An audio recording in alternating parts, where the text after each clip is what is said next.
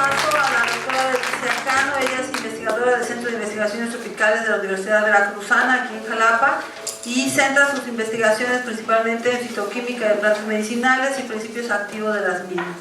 Bienvenida, doctora Leti. Buenos días.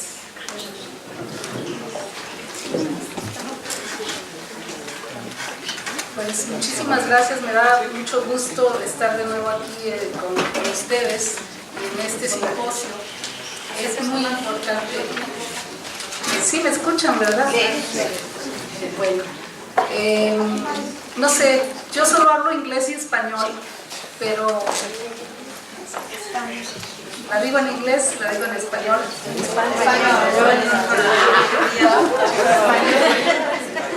Bueno, es muy sencilla y la van a ir llevando con las transparencias, así que vamos a empezar. Antes que nada quiero decir que yo, mi pasión es el estudio de las plantas medicinales, pero eso me ha llevado a entender la importancia que tienen nuestras culturas indígenas, prehispánicas y actuales en relación al uso de nuestras plantas medicinales. Yo vengo de la cultura totonaca, soy de la región de Papantla, y claro que tenemos una riqueza enorme tanto en la tradición del uso como en la biodiversidad que hay en esa región. Por lo tanto, he llegado a apreciarlas más que como un objeto de estudio para hacer validaciones y la química y la farmacología, como algo que me lleva a entender mi propia cultura y su idiosincrasia. Bueno, empecemos. Mis trabajos tienen como fin, más que nada, valorar todo este conocimiento tradicional que hay y hacer que sean orgullosos, difundirlo, que sean orgullosos los jóvenes actuales de esas culturas que van perdiendo ese interés por esto. Así que comenzamos. Pues ya todos sabemos, México es un país con una gran diversidad biológica y cultural que ha permitido, entre otras cosas, el desarrollo de una rica herbolaria, tan rica como la herbolaria china como la herbolaria hindú. Así tenemos alrededor de 25,000 especies vegetales acá, de las que 8,500 se encuentran en Veracruz, un 34%, y de estas, alrededor de 1,250 han sido registradas como medicinales para Veracruz. Por otro lado, de lo que yo les voy a hablar es sobre las plantas hipotensoras y la hipertensión, que es conocida también como tensión arterial alta. Es un trastorno en el que los vasos sanguíneos tienen una tensión persistentemente alta, lo que puede dañarlos. Esta tensión es la fuerza que ejerce la sangre contra las paredes de los vasos y arterias al ser bombardeada por el corazón.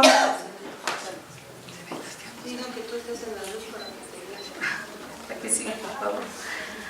Así, ¿cuándo se considera la tensión arterial alta? Bueno, la tensión normal en adultos es de 120 milímetros de mercurio cuando el corazón late, y de 80 cuando el corazón se relaja.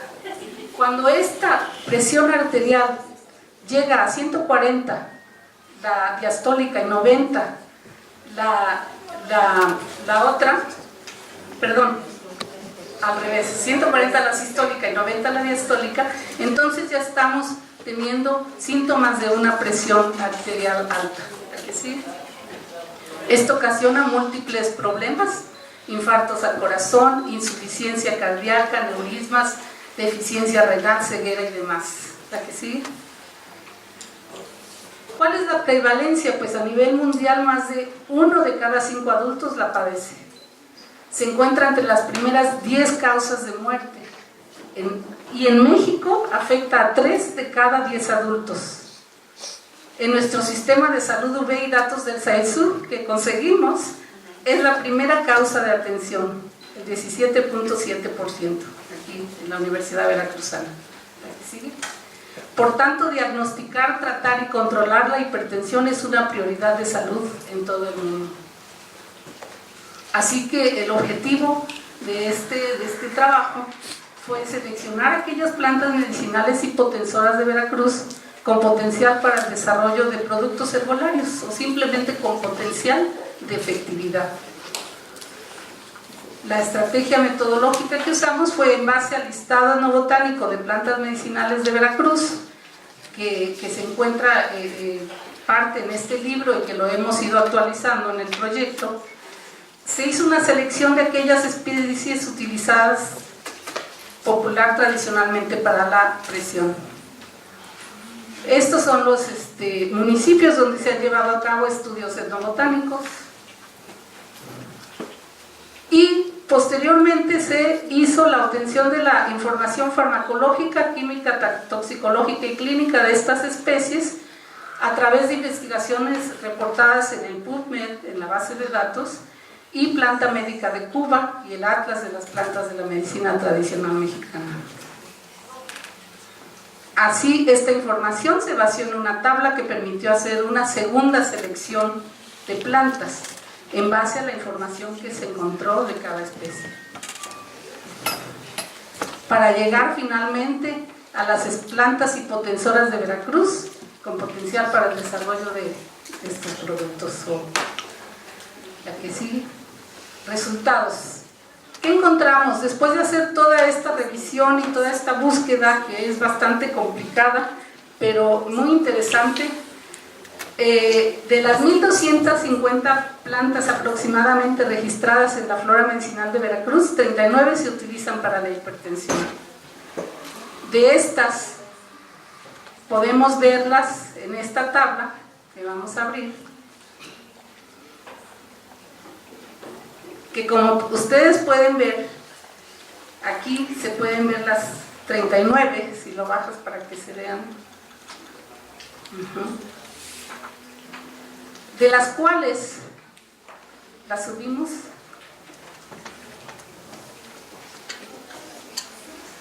al registrar, cuando hubo información farmacológica que confirmó el efecto que confirmó el padecimiento para el uso popular que tiene, en este caso, y la hipotensión, cuando hubo información de estudios biológicos que confirman esta actividad, tenemos una palomita. Cuando tiene información química, también.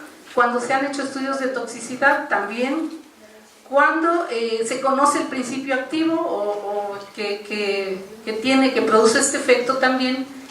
Y cuando se han realizado estudios clínicos, también.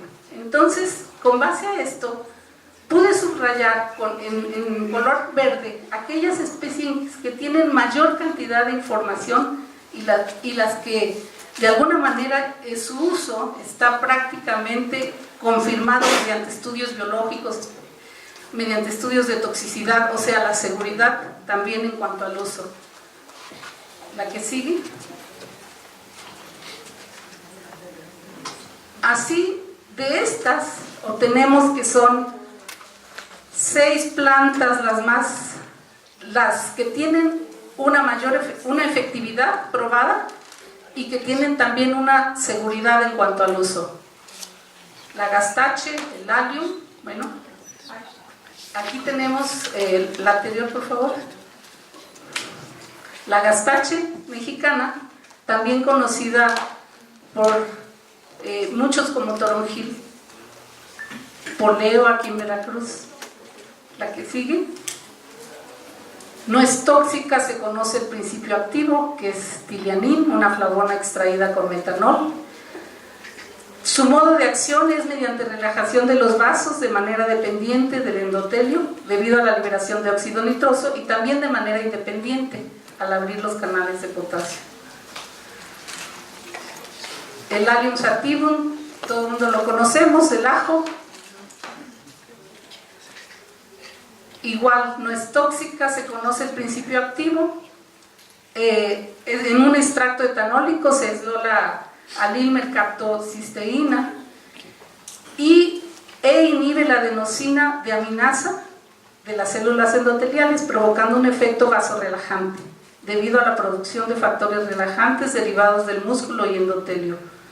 En esta planta ya se han realizado estudios clínicos.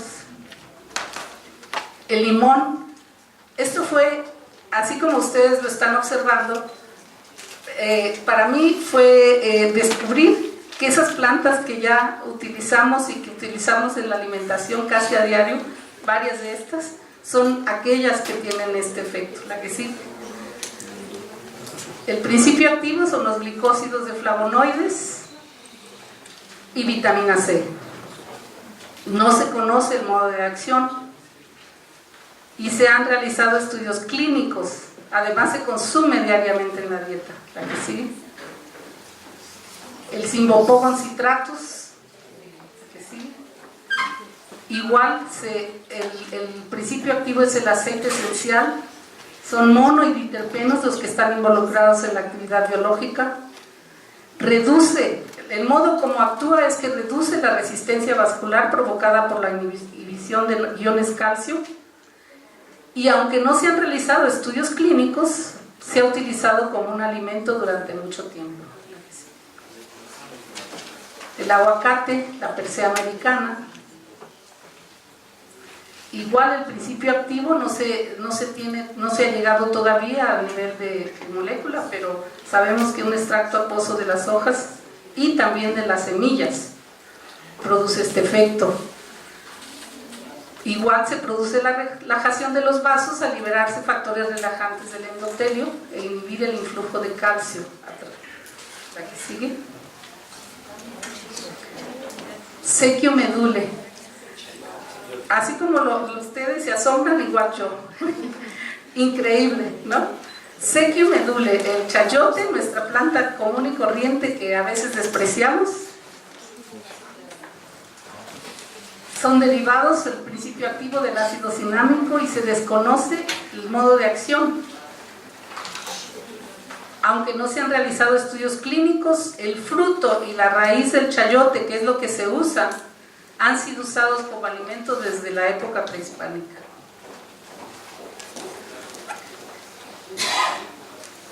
Otras especies que detectamos con actividad hipotensora confirmada fueron el apio Videns pilosa, que es el mozote blanco, que es interesante porque en otro trabajo que hice para seleccionar plantas antidiabéticas, esta fue una de las plantas que detectamos.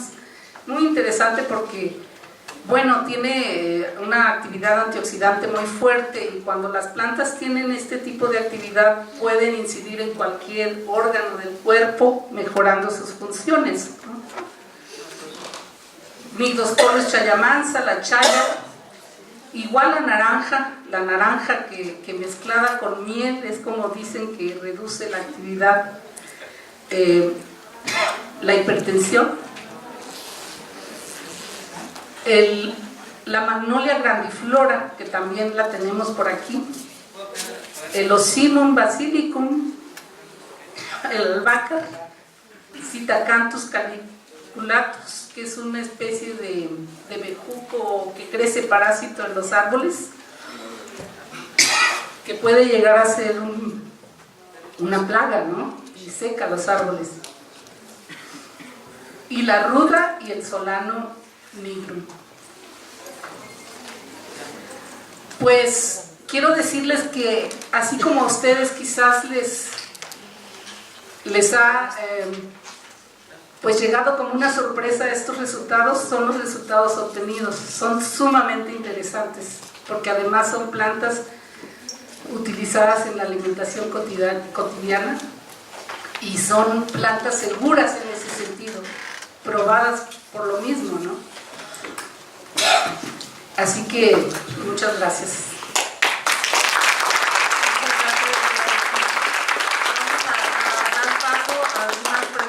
Tenemos tiempo para 3 preguntas antes de que hagamos la ceremonia formal de inauguración. ¿Sí, doctora Consuelo?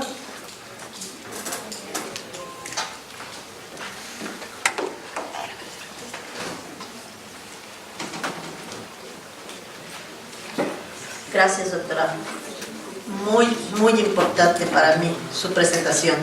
Mi pregunta va respecto a: ¿existen plantas como el limón que usted menciona, que tienen muchos usos, diferentes partes, diferentes usos. En el caso de las plantas hipotensoras o de la parte hipotensora, ¿qué es lo que corresponde? El fruto, la hoja, la flor. Yo sabía que la flor, pero me parece que también los aceites esenciales de las hojas.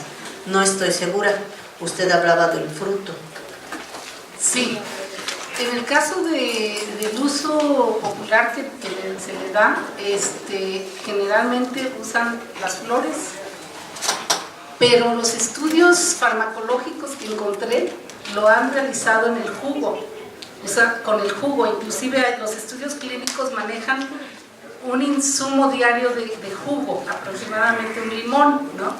Se han hecho estudios en Japón, estudios clínicos con 500 personas de edad madura y ancianas, mujeres, y hubo un resultado bastante interesante con el jugo, pero también se han hecho estudios con la hoja, extractos etanólicos de hoja, y ha funcionado de la misma manera. Sí, seguramente los compuestos, sí, hay compuestos que se encuentran, la cáscara también, y hay compuestos que están en los aceites esenciales, principalmente monoterpenos y terpenos, y son los que tienen este efecto parte, no se ha comprobado totalmente, ¿no? Buenos días. Primero, para felicitarla, su excelente ponencia, bien didáctica. Yo soy de Perú y, bueno, biólogo.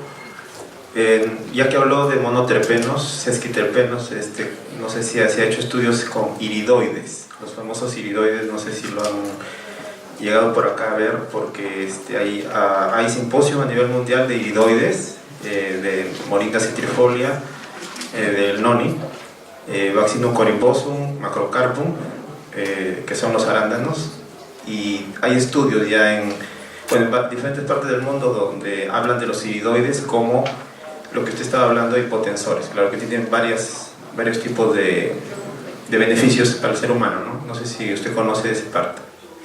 Sí, bueno, en cuanto a esta especie no se han detectado iridoides, ¿no? Sí, pero sí, los iridoides son compuestos bastante interesantes porque son moléculas pequeñas, pero con múltiples actividades, ¿no?, biológicas. Monoterpenos, en este caso habla de loganin, monotropeín, ulopropeín, que es de la olea europea, y el monotropeín, que es del noni, y el loganin, que es de una cereza cornalina, que le llaman el Cornus officinalis, que es de Asia, y el Cornus más, que es de Europa.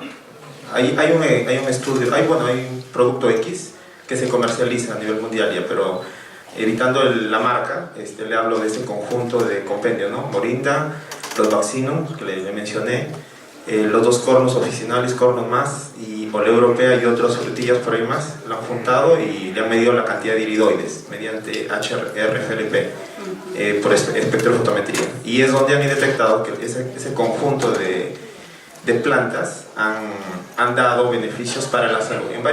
Uno de esos son hipotensores. Y otra plantita también que quería comentarles es Synanodium planti, que es el camu camu también, es un hipotensor en Perú, que es una frutilla que tiene mucho más cantidad de vitamina C que todas las frutas que a nivel mundial, igual que el kiwi y el aguaymanto. Sí, bueno, sí, es muy interesante porque a veces la mezcla de plantas produce efectos más, los potencian, ¿no? Potencian los efectos. Aquí, por ejemplo, en la revisión que hice, hay un trabajo con la mezcla de hojas de aguacate, de estas plantas, hojas de aguacate, limón, y zacate limón. Y es interesante porque sí se incrementa la potencia del efecto hipotensor usando las tres. Seguramente por los modos de acción, ¿no? Que son... Y luego el apio, claro, pues más rico, ¿no? O sea, esto, claro, porque son actuando en diferentes niveles celulares, ¿no? Entonces esto potencia la actividad. Sí, es muy interesante estas mezclas. Bueno, tengan ustedes muy buenos días. Mi nombre es Hilda Ochoa. Trabajo con plantas medicinales de hace 15.000 años antes de Cristo. Por lo tanto, mis plantas que les traigo, depende, ¿no?, de que las tenga que decir, son plantas originales que no se encuentran en la botánica de ningún país.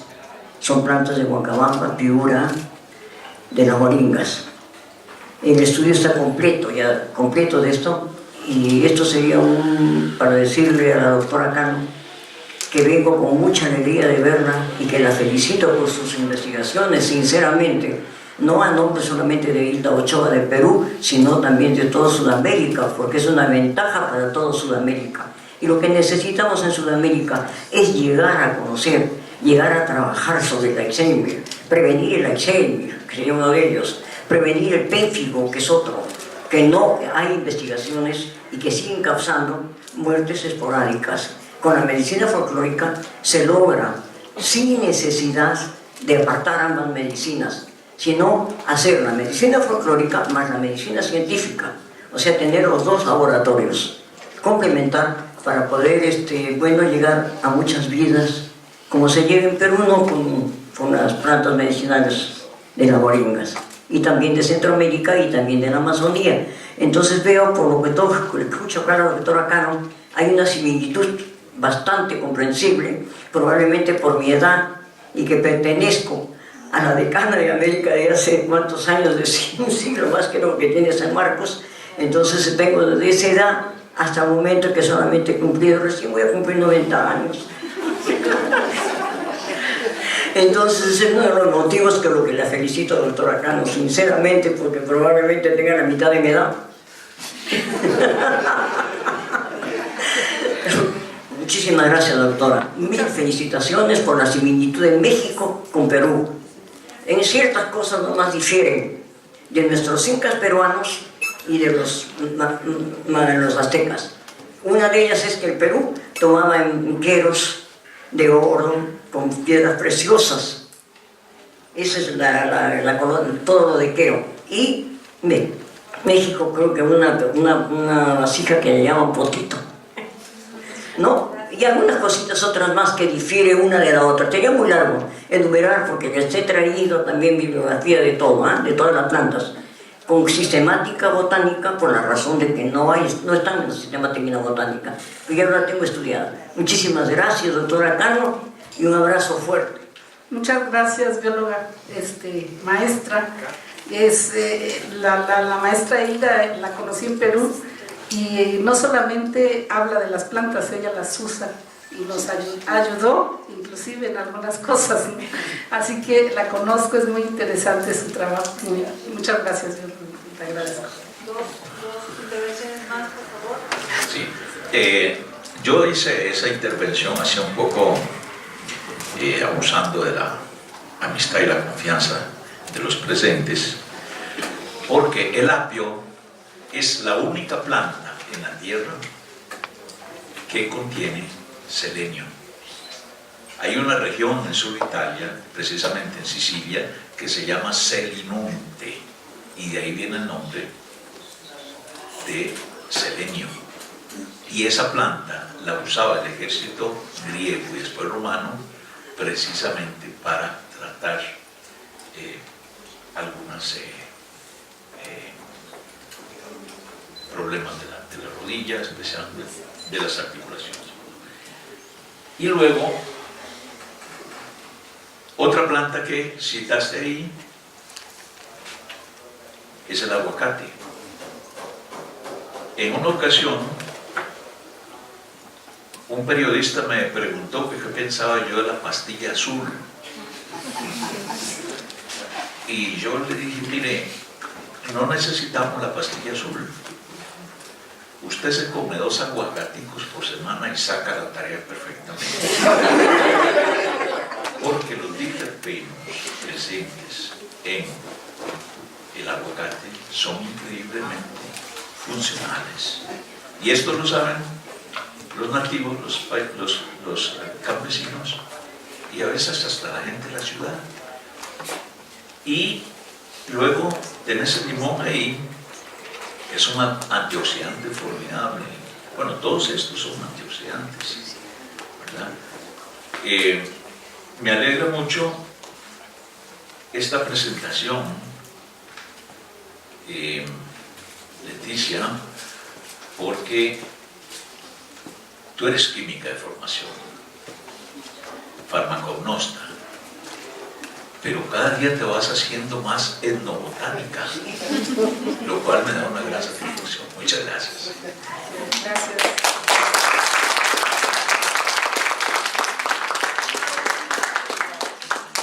Una última presentación y ya.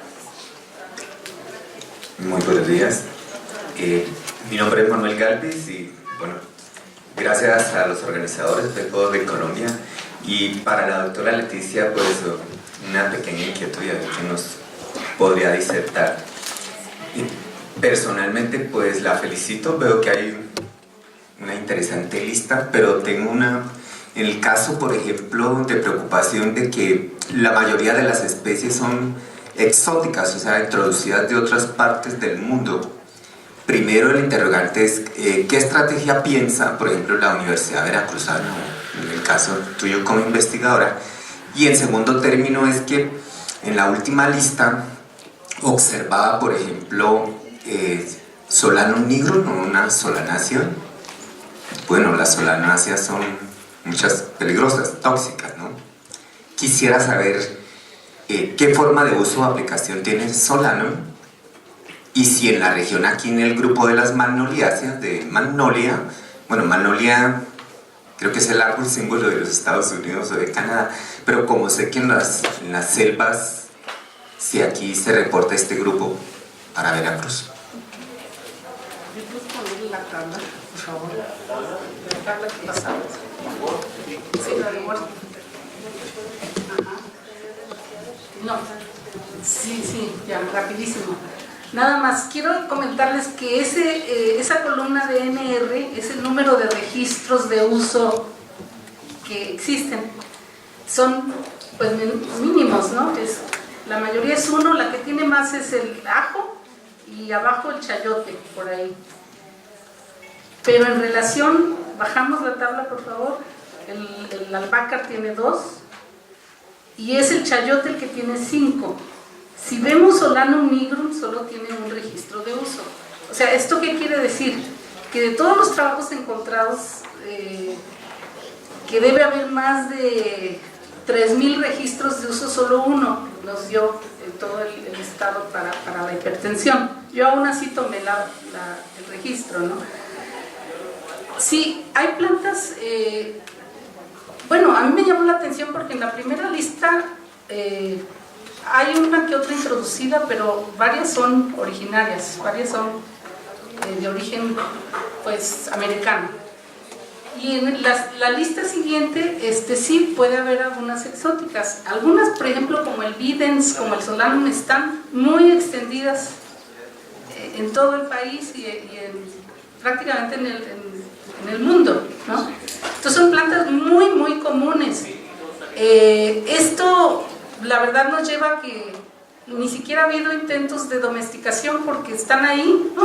Por todos lados, crecen y se han usado así.